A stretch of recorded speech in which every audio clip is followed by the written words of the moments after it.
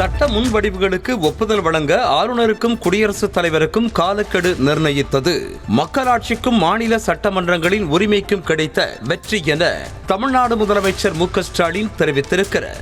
ஆளுநருக்கு எதிரான வழக்கில் வரலாற்று சிறப்புமிக்க தீர்ப்பை பெற்றுத் தந்த உச்சநீதிமன்ற மூத்த வழக்கறிஞர்களுக்கு பாராட்டு விழா நடைபெற்றது. இதில் கலந்து கொண்டு பேசிய முதலமைச்சர், மக்களால் தேர்ந்தெடுக்கப்பட்ட மாநில அரசுகளை ஆளுநர் என்ற நியமன பதவி மூலமாக கட்டுப்படுத்தலாம் என்ற எண்ணத்தோடு போட்டி அரசுகளை நடத்த தொல்லைகள் கொடுக்கின்ற காலத்தில் மிக முக்கியமான இந்த தீர்ப்பை உச்சநீதிமன்றம் வழங்கியிருப்பதாக முதலமைச்சர் கூறினார்.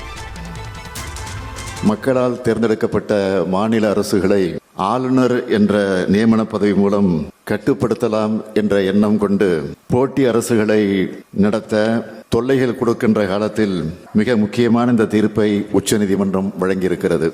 உச்சநீதிமன்ற நீதிபதிகள் மாண்புமிகு பார்த்திவாலா, மாண்புமிகு மகாதேவன் அமர்வு வழங்கிய தீர்ப்பு தமிழ்நாட்டுக்கு மட்டும் கிடைத்த வெற்றி அல்ல, மக்களாட்சிக்கும் மாநில சட்டமன்றங்களின் உரிமைகளுக்கும் கிடைச்சிருக்கக்கூடிய மகத்தான வெற்றி.